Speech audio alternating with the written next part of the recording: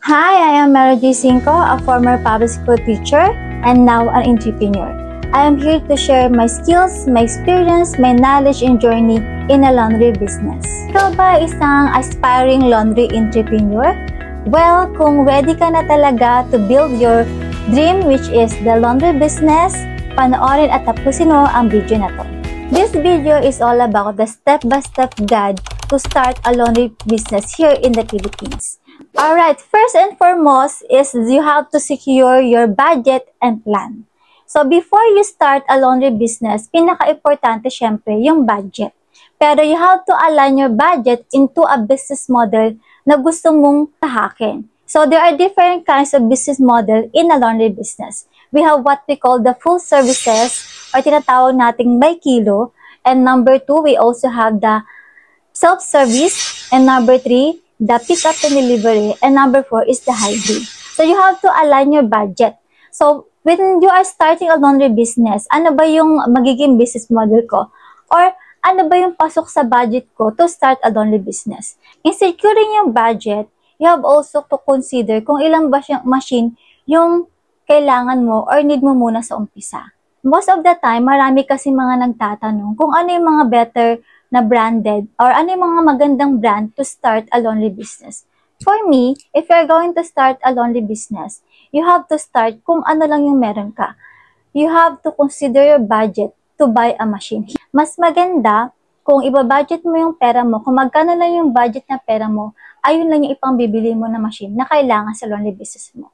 It comes also to securing your budget.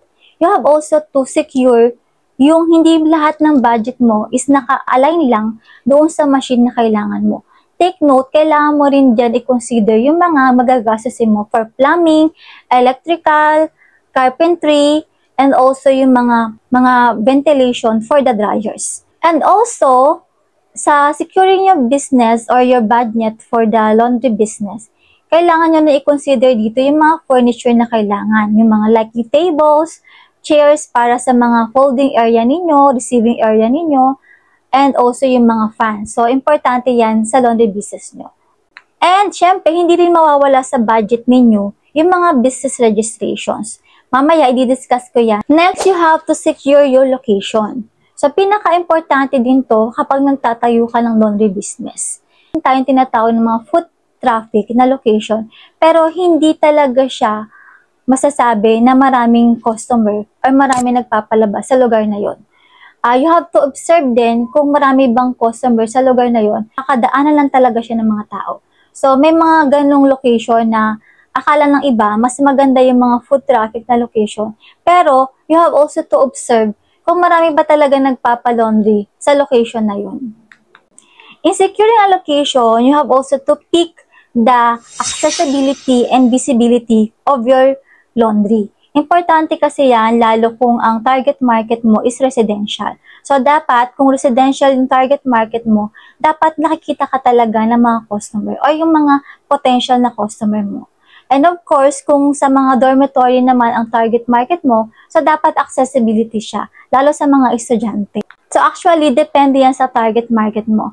Na-discuss ko rin yan sa vlog ko nung nakaraan. So, panoorin mo yung vlog na to. So, ano ba yung layout ng location? So, included dito is the receiving, the washing area, the drying area, the folding area, the packaging area, and the dispatch area. So, ano ba yung mga required na square meter or area? Kung napili mo na business model is full services or yung tinatawag natin na by kilo or drop-off, you can start with the area with 50 to 120 square meter.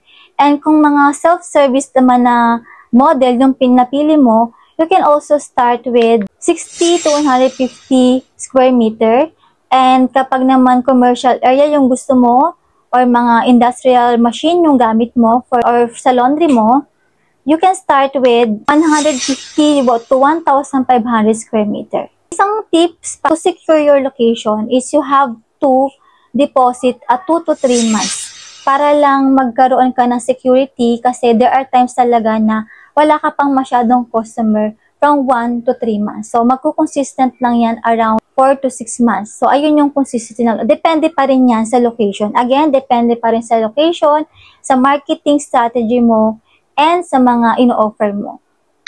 Alright, number 3 is you have to secure your machine. So, dito ka na maghahanap ng mga supplier ng machine mo. So, of course, when you are securing your machine or machine supplier, importante dito is you have to attend the seminar and orientation. Kasi there are different kind to operate a machine. So, if you are planning to buy a commercial machine, which is yung mga stackable na tinatawag natin, kailangan talaga natin na umattend muna ng mga seminar or orientation nila para meron ka ring idea doon sa machine na gagamitin mo in the future. And isang tip lang for you to find a machine supplier, titingnan mo din kung merong after sales yung company nila. Kasi may mga company kasi na after kang bumili ng machine is wala na, iwan ka na nila sa ere. So parang yung ex mo. Charot.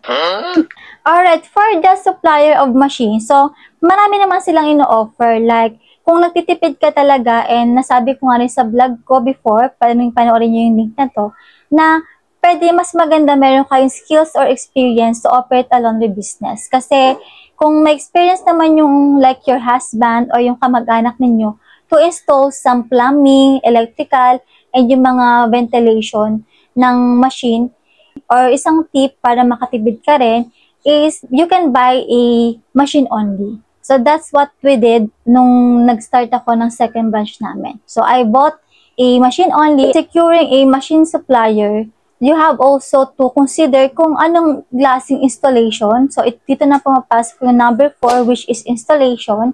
So, nabanggit ko nga sa last vlog ko before na much better kung meron kayong experience installation of the laundry machines para makatipid ka. And also, much better kung bibili ka lang ng machine only, which is mas mura. Pero, if you wanted to, wala ka na masyadong problema, meron namang ino-offer yung mga supplier ng machine ng installation, like the basic, kasama dito yung electrical, yung plumbing, yung drainage, ventilation ng dryer, and also yung mga water tank, gas tank, motor pump. Actually, hindi ko na siya masyadong i-elaborate kasi you have to talk with your supplier with regards with that. And may tinatawag sila na standard installation, which is may kasama na siyang carpentry na medyo kung gusto mo na aesthetic yung dating ng laundry business mo, you can also choose that installation. Pero again, take note lang, when you're starting a laundry business, ang mga customers, hindi naman nila hinahanap magandang or aesthetic tingnan ng laundry business mo. What important to them is to solve their problem. Their problem to have a fast and quality services. Number 5 is you have to process the legal and permits. Ito, importante to. Kasi, importante na yung business mo is may mga gantong permits para sa credibility of your business, and also, pag may mga circumstances na hindi natin maiwasan, lalo sa mga customers na mahilig magreklamo. Ano ba yung mga permits na kailangan mong asikasuhin when you are processing this legals and permits, or ano-ano ba yung mga registration na kailangan mo? So, first is you have to register into DTI kung isa kang sole proprietor, kung one-man team ka lang. And then, second is the SEC or Security Exchange for Commission. Kung magkakahati kayo, magkakasosyo kayo sa negosyo, kung 3 at pataas kayo. And of course, the barangay clearance or the mayor's permit. So, importante yung mayor's permit, lalo sa LGU. Importante yan, lalo na yung mga sanitary and yung mga fire safety ng business. So, dapat register ka sa mayor's permit or sa LGU. And of course, the BIR registrations or yung mga taxes and receipt. Importante yan kasi bilang business owner, kahit na small business owner pa lang tayo, kailangan nagbabayad tayo ng tamang buwis para sa gobyerno natin. And ito, kapag kailangan mong talaga mag-hire ng staff, you can also register in the SSS, PhilHealth, and Pag-ibig. You have to hire and train a staff. So, kung ayaw mo magtrabaho sa laundry mo, or medyo busy ka, or may baka rin ginagawa, you can also hire or train your staff Importante dyan yung mga SOP, and you have also to train them in customer service. So, ang tip ko lang dito, kapag mag-hire kayo ng staff nyo, much better kung babantayan nyo siya ng 1 to 2 weeks para ikaw yung mag-i-initiate kung paano talaga yung magandang customer service. Ikaw yung magiging model kung paano gawin kasi medyo mahirap gawin ng customer service. So, you have to train your staff kung ano gandang way to have a customer service. You have to train your staff with the safety, kung paano i-operate yung machine, i-orient din sila kung paano yung tamang flow or sistema doon sa laundry business. Actually, kung wala kang idea dyan, kaya sinabi ko kanina na you have to attend seminar sa mga machine supplier mo kasi dinidiscuss din nila yan.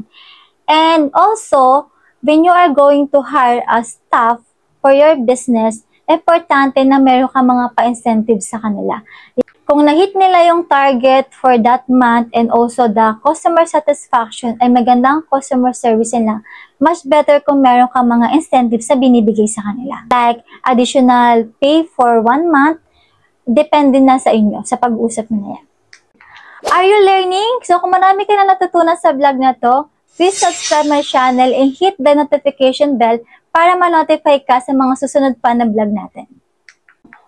Number 7 is the market and launch. So, syempre maganda rin, meron kang mga catchy name or brand name na dapat meron ka na dito while you are processing the documents. Like yung DTI mo, kasi doon nakalagay kung ano yung magiging business name mo.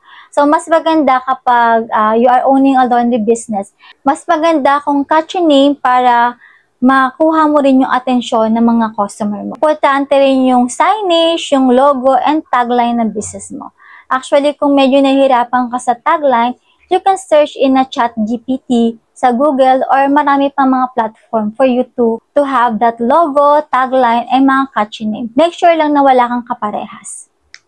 Ito, importante rin siya, of course, when you are launching a market, importante rin na meron kang FB page for the visibility of your business. Isa rin sa marketing strategies also, kung meron tayong tinatawag na modern type, which is yung mga you have to post online, meron din tayong tinatawag na traditional na huwag na pa rin natin tatanggalin. You have to distribute a flyers around the area. Much better if you have the flyers na di-distribute mo around the area.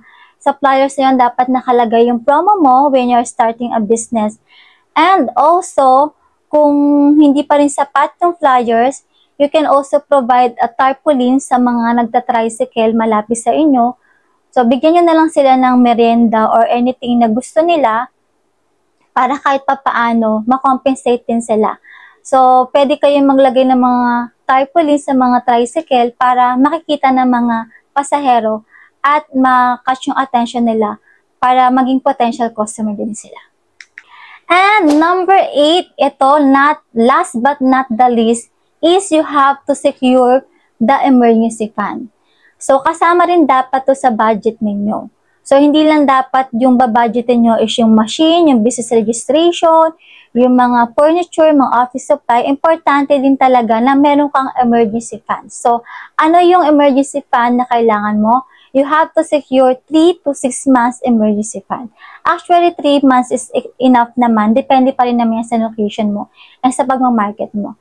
So, ano ba yung kailangan mo i-secure na security na emergency fund? Yung mga fixed cost. Ano ba yung mga fixed cost na mangyayari dito sa business mo? Ang fixed, dalawa lang yan. The fixed costs are the rent, kung nag-renta ka, and also the salary. So, may kita man o wala yung laundry mo sa umpisa, kailangan meron ka pa rin na ipapasahod or na ibabayad na renta doon sa business mo. Just like what I've said, doon for securing your location, much better to deposit 1 to 3 months deposit para at least kung kumita man yung negosyo within 2 months to 3 months, medyo safe ka pa din doon. And also, enough na rin naman yung 3 months. So, halimbawa, for example lang, ang rent mo is 10,000. You have to times it into 3 months. So, 10,000 times 3 months is equals to 30,000. And kung yung salary mo, for example, isang tauhan lang yung meron ka o isang staff lang yung meron ka, he or she is earning 20,000 20,000, pagpalagay na natin na 20,000 a month. 20 times 3 is 60,000. So, all in all, you have 90,000. So, much better to secure 100 to 150,000 for your business. Kasi importante yan. May mga, kapag nagsisimula ka pa lang magtatayo ng laundry business, may mga days talaga na zero pa. Are you learning? Kung marami kang natutunan sa video na to, please like and subscribe my channel and click the notification bell para ma-notify kayo sa mga next video. Thank you for watching this vlog and see you on my next vlog.